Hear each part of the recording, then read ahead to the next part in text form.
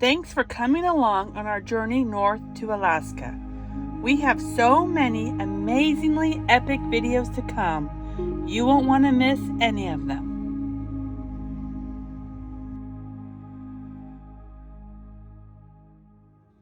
Last week we endured hours of rough roads on the Alaskan highway, but we finally made it to the Alaska border crossing. We are in Alaska and into the small town of Tok, Alaska, where we quickly restocked and headed to our next boondocking location. This week, it's all about our first Alaska wildlife encounter. Today we are about 65 miles south of Tok, Alaska, and we are heading south on 1 towards Valdez. So we really wanted to find a spot that was this quiet where we could settle down for a couple of days. Carrie can get some editing done and recover from the rough roads pretty much for the last 2 days. And for some reason that just takes a lot out of me, the extra focus. I was ready for some downtime. And this place is a mile off the highway, so it's been super quiet. We were kind of questioning ourselves if this was going to be a good location to stay the night, and we almost didn't stay. And we've already been here a day, and I'm glad we did. There is a little bit of equipment on the ground here, and this is not trash. I believe this is firefighting equipment that they're using maybe with the water here to fight fires possibly. I'm not too sure, but it looks like it's official equipment. This is Bureau of Land Management land, and it's right on the river.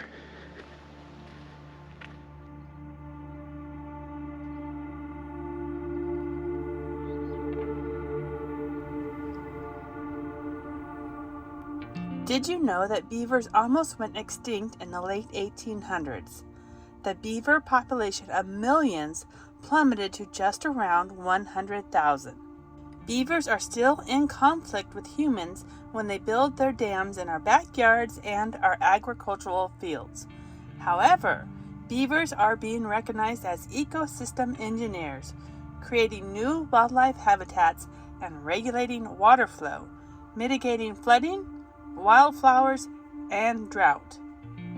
Beaver pelts were highly sought after, and oil from their castor glands was used for medicinal purposes, flavorings, and perfumes.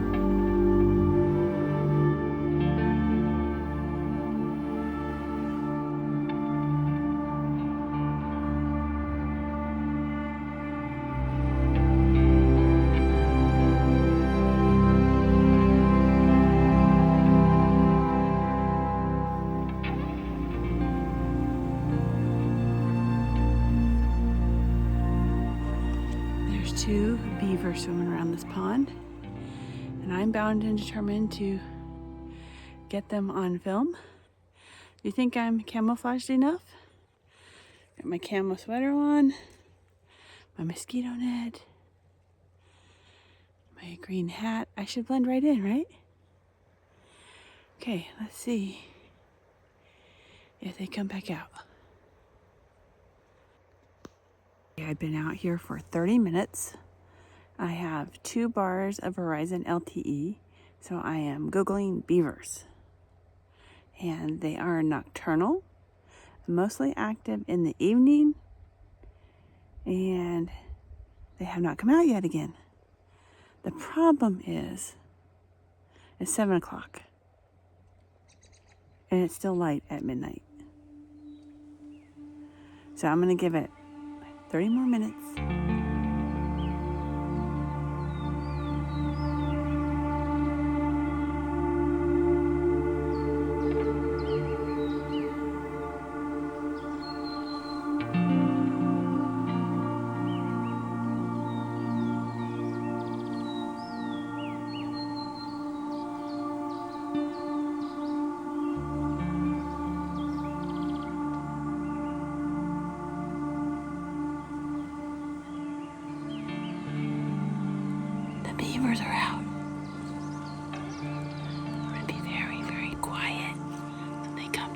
way.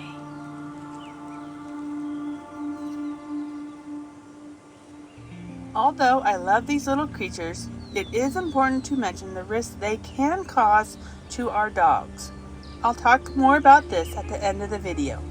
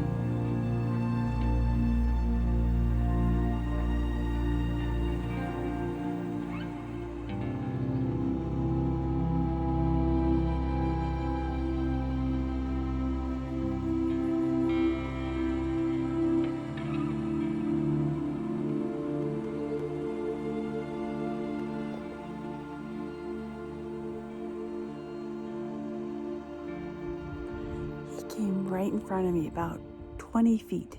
Never saw me, so my camouflage is working. But it looks like they're headed home for a while, and that is my cue to go inside and actually get some computer work done. And my butt hurts so bad from sitting here an hour and 10 minutes.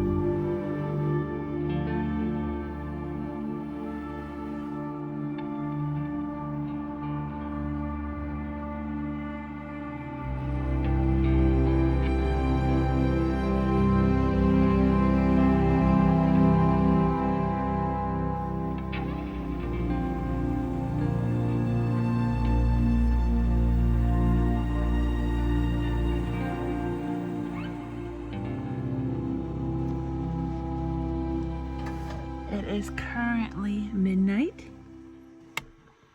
and I wanted to show you the night sky. I would take you outside and show you, except for the mosquitoes are quite vicious tonight. And we're trying to keep them out of the inside of the van, so we don't become a smorgasbord, huh, Rito? Yes. Yes. What do you want, a treat? Okay. There you go. There's your treat. Good boy. Good boy, Rita. Good boy. Lay down. So it is, I think it's June 13th. 15. It's the 15th? It's June 15th. Evidently I lost a few days somewhere in there. It's 51 degrees. And it is currently midnight. We're getting closer to the midnight sun. June 21st.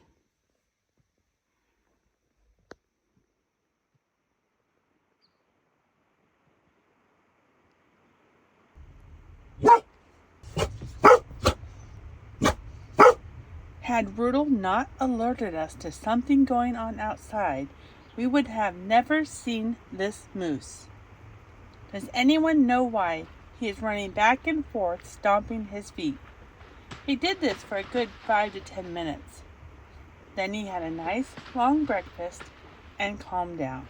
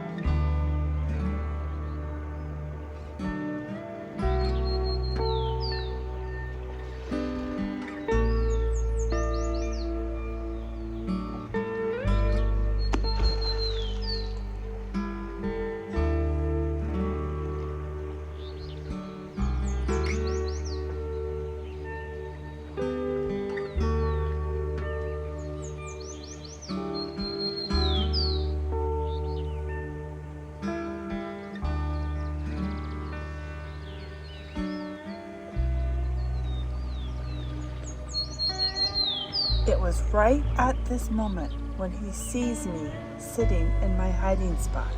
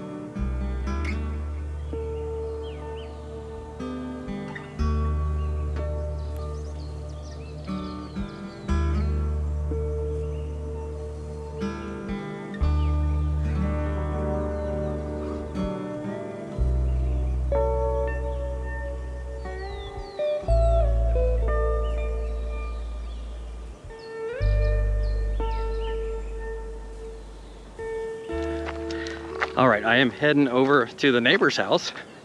If you've been watching these videos for a while, you know that, or may know that I took over the shopping and the cooking. So my homework is to learn new meals and not just cook tacos every night like I like to do. So this is why I'm bringing the camera with me today, because Darren is going to show me how to cook something that I don't know how to cook. And I definitely want it on a video, not only to show you, but also so I can remember how to do the recipe. So let's go inside, take a look. All right, we're here hanging out in Darren's van and he's showing me, what are we making tonight? Chicken parmesan. All right. Since we don't have breadcrumbs, the next best thing is some Ritz crackers. Okay, we're improvising. Yep. That sounds good to me. That's what van life's all about.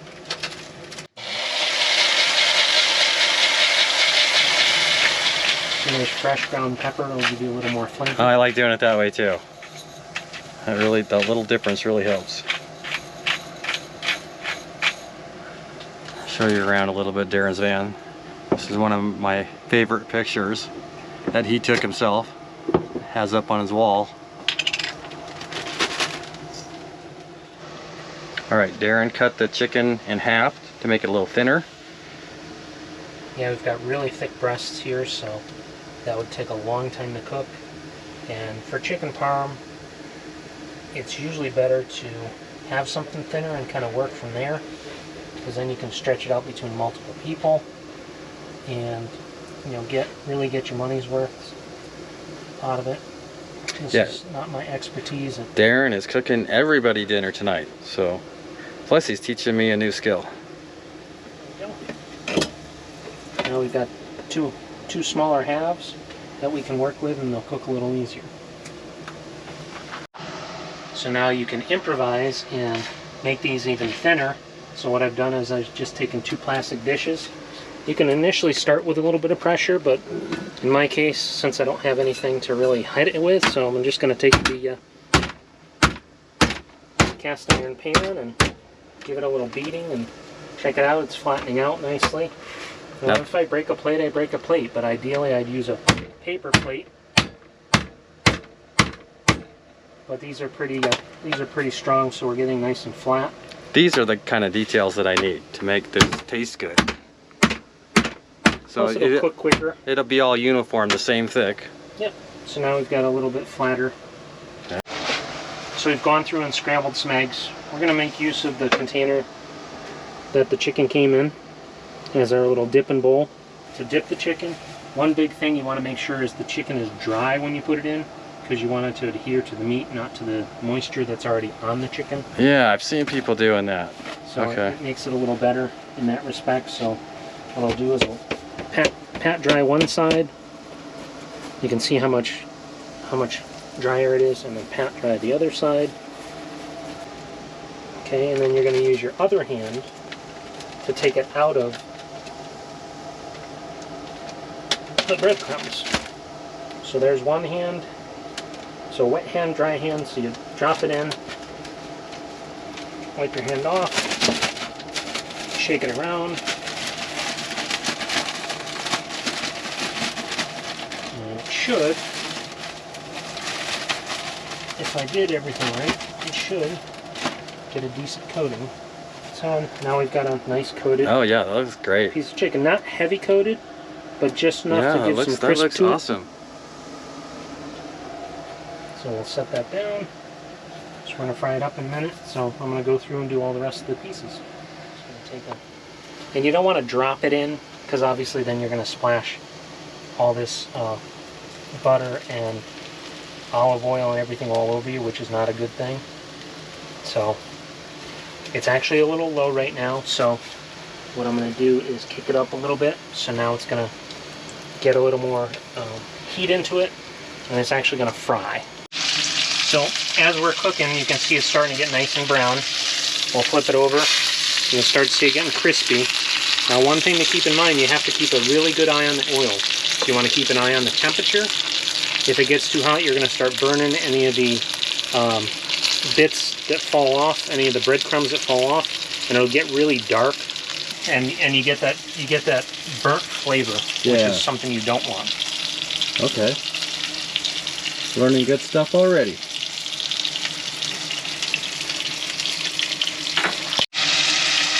So I happen to have a little Foodie Ninja oven, so I've put the other pieces in there to keep warm while I'm waiting for this last piece to finish, which it's now finished. What you could also do is take a couple pins, put them on top of each other to cover, and put your meat in there to keep it warm. Yeah, that's probably what we'll do on the cast iron. So if you don't have the room, you know, for something like this, basically you can put some room temperature sauce on it, and then put some cheese on top of it. Put it back in a cast iron pan on really, really low, and cover it. Yeah, that's good. And then what you'll have is you'll have the cheese kind of melt into itself without cooking it too much more. Basically, now I'm just going to take some sauce. Let me see what kind of sauce that is. So I just did Mids. It's a 3-cheese sauce. Okay. I got it back at home in South Carolina. So if I was smart, I'd use a spoon, but I'm not. So we're just basically going to pour it right on top of each piece. We'll use the rest of it for our pasta that Sonia's making for us. And what I'll do is I'll put it back in the oven and put it on like a low broil. So what it'll do is it'll crisp up the cheese nice. It'll help heat up the sauce a little bit, but we're not going to really cook the chicken too much, because we've gotten to a point where you don't want to overcook it. You want it to taste good so that everybody will like it. So there's the and I have some 4-cheese Italian. Everybody uses mozzarella, but just something different. All right, we're down to one final step before it's ready to serve. Yep, exactly. We're going to broil it and make it look good and hopefully taste even better. There's the cheese. Put it back in and melt that cheese and warm up that sauce. And by the magic of TV, here's the finished chicken. Oh, wow. Got a little crispy on the top. Oh, that's great. Heated up the sauce. So now everybody has the choice of what size is going to work for them. That looks fabulous. Can't wait. All right, I think we're going to head outside and eat in the mosquito shelter. Exactly. Come on. Oh. Rudel coming in too. Come on, Riddle. Come on, Rudel. Come on, Rudel. You get your choice of chairs. Come on, Riddle. Oh, you're a whole extra person in here. No. No, that might be bad. Oh, thank you. Uh-huh. I'll have to keep warm in case anybody wants more. Rudel. That's a brutal. Yeah, Riddle. Come here. Come here. Sit down. Come on. Have a seat, Riddle. Lay down. There you go. Lay down. Hey. About some couple that was crossing over the Canadian border. And the video was, why does he say stupid things? Yeah. I think they were crossing over and the border agent wanted to know, so where do you live? And he said, in the van. Oh no.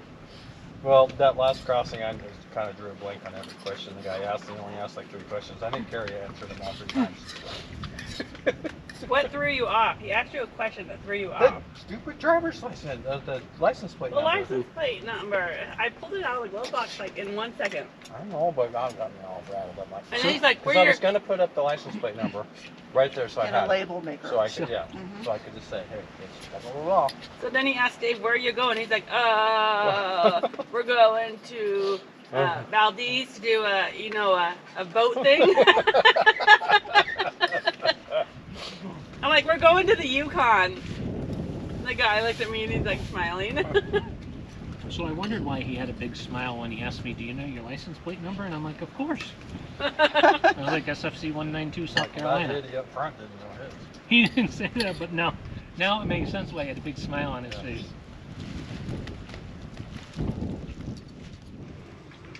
Rudel is going to join us on this ending because there's something very important that you need to know about dogs if you come to this location.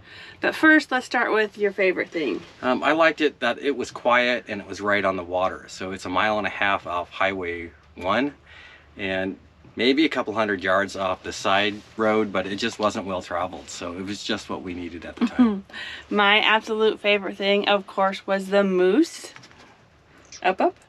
Yeah, the wildlife was really good there. Not only did we see the moose, but there was lots of birds and beavers, and it was our first Alaska wildlife. That was, yeah. And our first BLM land stop that we made. So Rudel's trying to get his treat here. We're trying to bribe him. All right, so let's tell you about rig size. Yeah, I wouldn't bring anything over about 30 feet in there, just because if there's another rig already in there, it's going to be hard to turn around. And this is a popular locals location, so you don't want to block off the whole thing. You want to leave access for them to get to the water. Yeah, it looks like it's a fishing spot, not to mention the fire department might come in there and get water, and it is very busy on the weekends. Yeah. Okay, so what we want to tell you about this spot is anytime you see very active beaver presence, dams, or just them swimming around. Rudel, here. Stay here. Yep. Here, there you go. That's what I was trying to get. Yeah, you have to be very careful because dogs and people can get beaver fever. And what they actually get from the beaver is Giardia, and it causes vomiting and diarrhea. Yeah, so he really wanted in the water, so it was a kind of a chore to keep him away. We didn't know that coming into it. Otherwise, we might have kept going, actually. And so not only can they not drink the water, they're not even supposed to be in the water, because once they they can lick themselves and get the parasite that way as well. So we had extra help helping us keep him out of the water. We only stayed 2 days because of that, and we moved on. Yeah, so there's no services here. This is pack it in, pack it out. I don't believe there was even a fire ring. There's no picnic table. It's just pretty much a place to crash for the night. Yeah. Yep. But seeing that moose made it all worth it. Super glad we did. And Steve named this location the M&M Lake, so Moose and Mosquito Lake. And this is our first bout of mosquitoes. Yeah. So far we haven't had to really deal with mosquitoes. And they were bad, but they weren't horrible. Yeah. So they could have been worse. Definitely. But anytime you're by standing water or still water, I think you can expect that. Thank you for watching our video, and we hope to see you next week. If you would like to support our channel, please consider becoming a patron. We also have stickers available in our website store. Thank you for watching.